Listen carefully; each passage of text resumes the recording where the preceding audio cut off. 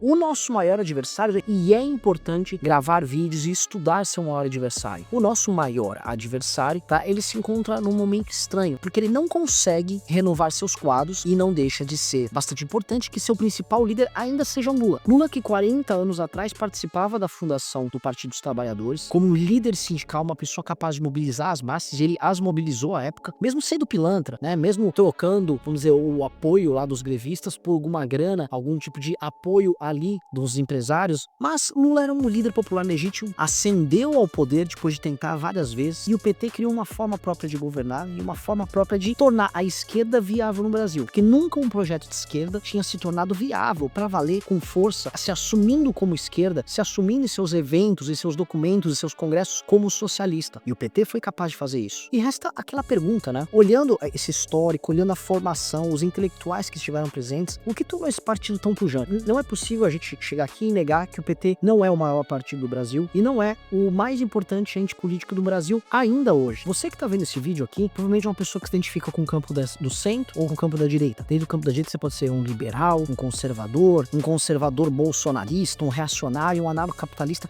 Você vai ter diversas divisões aí dentro. Mas é impossível negar que todos vocês que estão nos assistindo, independente da sua forma de pensar, você repudia os governos do PT, a forma de fazer política do PT, e de certa forma o PT serve como um catalisador para que tantas pessoas diferentes possam concordar em algo, de que esses caras aqui têm um projeto de poder perigoso para todos nós. E esse projeto de poder que é perigoso, como é que ele foi construído, né? É muito interessante notar que se hoje a gente olha os eventos do PT, as manifestações de apoio a eles, só tem aquela pelegada, aquela gente paga para participar, ou um tipo de militância muito específica, né? Universitários ou gente que trabalha no setor público ligado a sindicatos. No começo era assim. No começo o PT tinha pessoas, vamos dizer assim, com o lado de cá, pessoas de classe média que estavam revoltadas contra um modelo, que era um modelo da ditadura militar, que estava falido, com a ausência de democracia, com a ausência de direitos básicos, com um crescimento que desde meados da década de 70 tinha acabado, o Brasil em profunda crise econômica, um modelo que já era, um regime que já era, e aquelas pessoas viram no PT, né, uma forma de alcançar a democracia. E aí você vai falar, mas Renan, aquilo era meio anacrônico. O muro de Berlim estava caindo ali nos anos 80 e o PT estava surgindo pregando tudo aquilo que deu errado.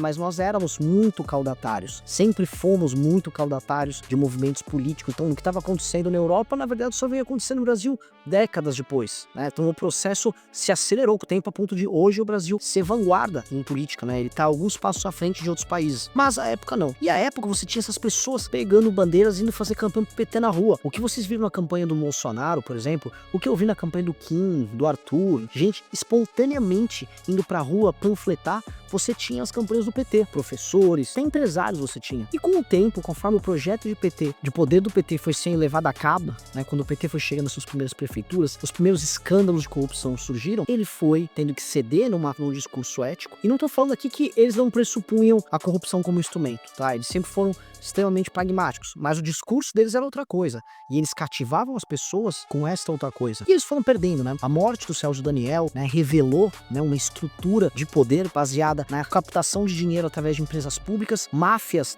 de lixo, de transporte, sendo utilizadas para pegar propina e bancar o partido, e assim Lula ganhou a eleição de 2002. O PT chegou no poder com suas mãos sujas de sangue e de dinheiro sujo. Ele já chegou ao poder maculado, e ali no poder ele começou a enfrentar aquelas contradições. Olho para minha base, olho para minha história e implemento, vamos dizer, um projeto de poder popular, que nós tanto falávamos, ou sou pragmático, né, cedo ao mercado, trago ao Meirelles, faço uma carta ao povo brasileiro e faço um projeto de transição meio contraditório, onde eu dou alguns passos à esquerda aqui, em política externa, em educação, igual o governo Bolsonaro, e do outro lado, diálogo com o mercado. Eles optaram por essa opção, né, fizeram muito parecido com o governo Bolsonaro, que é ideológico em determinadas áreas, mas pragmático e até liberal em outras. Iniciou esse plano e começou a conduzir esse plano. Diferente do governo Bolsonaro, ele optou por comprar o Congresso através de mensalão, de petrolão, né? E a gente viu a destruição do sistema político e econômico do Brasil. Ou seja, o PT, meados dos seus 30 e tantos anos, destruiu o país que serviu de hospedeiro para os seus projetos e sonhos políticos. E nessa destruição ele levou tudo abaixo e surgiu novas forças políticas. Eu aqui falando sou do Movimento Brasil Livre, que é uma dessas forças políticas que surgiram, e você tem o governo Bolsonaro, talvez a grande expoente disso tudo, o Sérgio Moro, a turma da Lava Jato,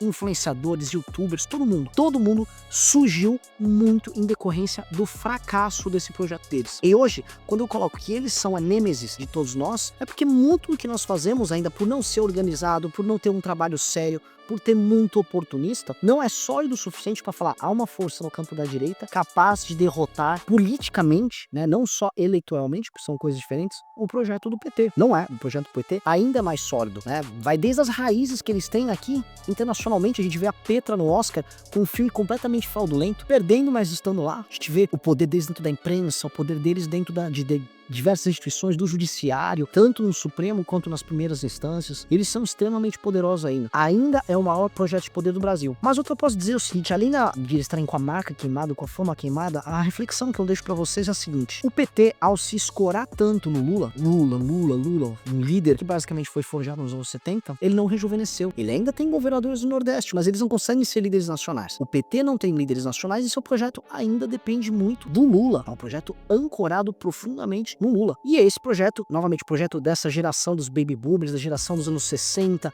da geração dos anos 70, vai envelhecer e eventualmente murcha e morre. Como esse partido vai continuar sendo dono de uma parcela não só importante do eleitorado, mas do imaginário político brasileiro. O imaginário político brasileiro, né, e eu vou mostrar pra vocês, é tão moldado por eles que o próprio surgimento do Bolsonaro, que é um cara que fala o tempo todo da época da ditadura militar, que fala todo de um enfrentamento às mentiras que eram ditas aos guerrilheiros da época, só existe em decorrência deles, porque eles tornaram, vamos dizer assim, o mito fundador da política brasileira a luta contra a ditadura militar, né? Como a luta contra a ditadura militar é o mito fundador deles, o bolsonarismo surge como uma nêmesis do próprio mito fundador deles. Então, a existência do próprio Bolsonaro é em decorrência do petismo, o que soa pra muita gente uma loucura, mas é real. O poder deles ainda existe, o poder de fato ainda existe. Mas as perspectivas para o futuro, para os próximos 40 anos do Partido dos Trabalhadores, não é exatamente das mais alvissareiras, o que é uma boa notícia para o Brasil. Mas o fato, ao final, temos um modelo arcaico de esquerda, muito antigo, muito velho, presente aí, dominando as nossas estruturas, e esse projeto, a não ser que o PT consiga uma renovação que é improvável, ele não durará mais 40 anos. Essa é a boa notícia. Cabe a nós, não apenas repudiar ele, porque isso já está sendo feito, mas criar um nosso próprio imaginário político, nossos próprios ritos, nossa própria linguagem política, sermos duradouros, não sermos populistas e demagógicos com projetos de curto prazo, e aí sim a gente vai ter, com o tempo, um projeto bacana, democrático e sério, capaz de suplantar esse do PT que é nocivo e que tá aí até hoje.